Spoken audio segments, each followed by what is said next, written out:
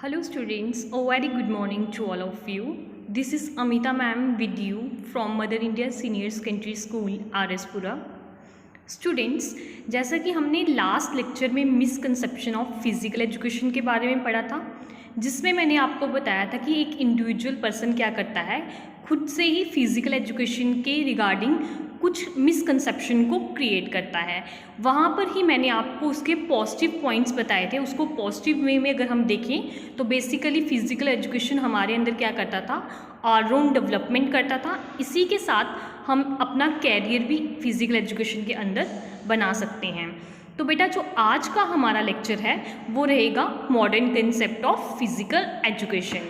तो इसमें हम पढ़ेंगे कि बेसिकली फ़िज़िकल एजुकेशन की क्या इम्पोर्टेंस है आज के मॉडर्न टाइम के अंदर, या फिर आप ये बोल सकते हो modern concept of physical education हमें क्या डिफ़ाइन करता है। Now your question is what is the modern concept of physical education. Modern concept क्या है फिज़िकल एजुकेशन का।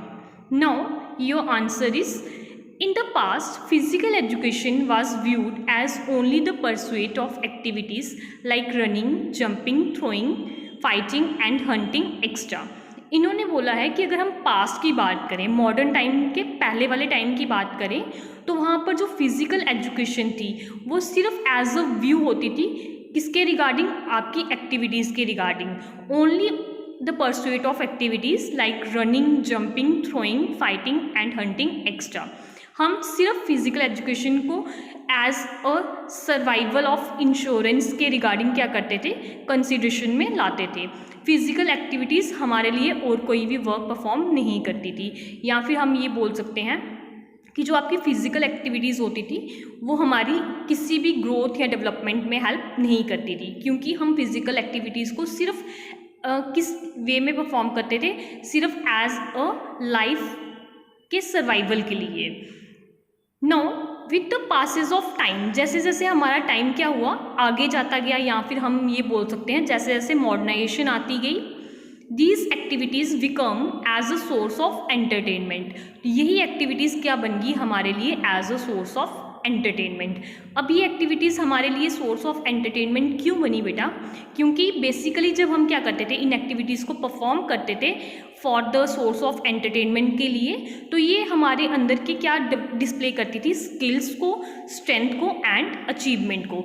जो हम स्किल्स लगाते थे इन एक्टिविटीज़ को परफॉर्म करने के टाइम, और जो हम स्ट्रेंथ लगाते थे, ताकत यूटिलाइज करते थे आप जब ये एक्टिविटीज़ परफॉर्म करते थे, और जो लास्ट में हमारे पास अचीवमेंट आती थी in the form of winner, ये सब क्या करती थी, ये डिस्प्ले करते थे as a source of entertainment. इसीलिए हम ये बोल सकते हैं जैसे जैसे हमारा टाइम आगे चलता गया या फिर मॉडर्नाइजेशन आती गई, तो ये एक्टिविटीज़ क्या बन गई हमारे लिए as a source of entertainment. Along with the progress of man in his widening environment, इन्होंने बोला है कि जैसे जैसे एक इंडिविजुअल पर्सन में क्या हुई, प्रोग्रेस हुई, जैसे जैसे मॉडर्नाइजेशन का टाइम आता गया और एक मैन ने क्या की, अपने ही इन्वायरमेंट में, अपने ही सराउंडिंग इन्वायरमेंट में क्या की, अलॉट ऑफ प्रोग्रेस की, जिसका एक रिजल्ट आया उसके सामने, came the establishment of various institutions of society such age home. अब पॉजिटिव रिजल्ट क्या आया जब एक मैन ने अलॉट ऑफ प्रोग्रेस की अपने ही आसपास के इन्वायरमेंट में, तो इसका जो हमारे पास एक पॉजिटिव रिजल्ट आया वो किस फॉर्म में आया कि वेरियस इंस्टीट्यूशंस खुले सोसाइटीज़ के अंदर, सच एज, जैसे हम बोल सकते हैं घर हो गए हमारे, schools, religious places and governments extras. इसी के साथ हमारे वेरियस इंस्टीट्यूशंस खुले रिगार्डिंग आपके स्कूल्स हो गए, रिगार्डिंग आपके रिलीजियस प्लेसेस हो गए and government sectors extra. In the beginning no importance was attach to such activities. अगर हम स्टार्टिंग की बात करें, बिगनिंग टाइम की बात करें, जैसे ये इंस्टीट्यूशंस खुले, तो इतनी ज़्यादा इम्पोर्टेंस नहीं दी गई इन एक्टिविटीज़ को इन इंस्टीट्यूशंस के अंदर। जिसका मेन रीज़न क्या था, as education concern only on the development of mental facilities through the lesson of grammar and laying emphasise and academic pursuit could not help the children in their proper growth and development. Main reason क्या था इसके behind, क्यों इनको a lot of, आप ये बोल सकते हो कि इनको इम्पोर्टेंस क्यों नहीं दी गई, क्योंकि जो हमारा मेन रीज़न था वो क्या था, जब हम एजुकेशन गेन कर रहे थे वो हम कहाँ से कर रहे थे, सिर्फ और सिर्फ एकेडमिक सेक्शन से, लाइक आपके ग्रामेटिकल सब्जेक्ट्स हो गए या आपके मैथमेटिकल सब्जेक्ट्स हो गए, जिससे क्या हो रहा था, एक जो चिल्ड्रन थी उसकी सिर्फ मेंटल डेवलपमेंट हो रही थी, उसकी बॉडी में फिजिकल डेवलपमेंट नहीं हो रही थी। क्योंकि एक पर्सन क्या कर रहा था, जो एक चिल्ड्रन है वो सिर्फ एजुकेशन को किसके मीडियम से गेन कर रहा था, through the medium of grammatical and your mathematical subjects. इसका ही रीज़न था कि एक इंडिविजुअल पर्सन में सिर्फ क्या हो रही थी, साइकोलॉजिकल फीडबैक डेवलप हो रहा था, या फिर आप ये बोल सकते हो मेंटल डेवलपमेंट हो रही थी।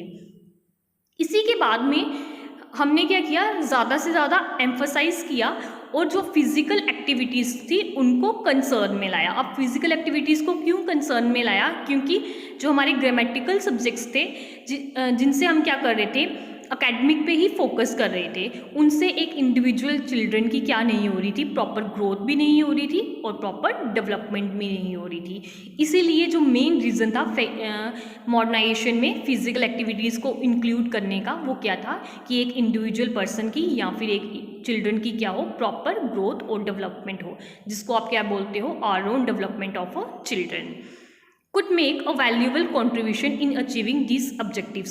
और यहाँ पर ही जो हमारी फिजिकल एक्टिविटीज़ थी उन्होंने क्या किया, एक ग्रेट कंट्रीब्यूशन किया किसके रिगार्डिंग, ऑब्जेक्टिव्स को गेन करने के रिगार्डिंग। अब ऑब्जेक्टिव्स कौन से थे, जिससे एक इंडिविजुअल पर्सन की क्या हो रही थी, प्रॉपर ग्रोथ एंड डेवलपमेंट। तो बेसिकली जो मेन ऑब्जेक्टिव था कि एक इंडिविजुअल पर्सन में ऑलराउंड डेवलपमेंट हो, वो किसके थ्रू हुआ, जब हमने मॉडर्नाइजेशन टाइम में फिजिकल एक्टिविटीज़ को इंक्लूड किया।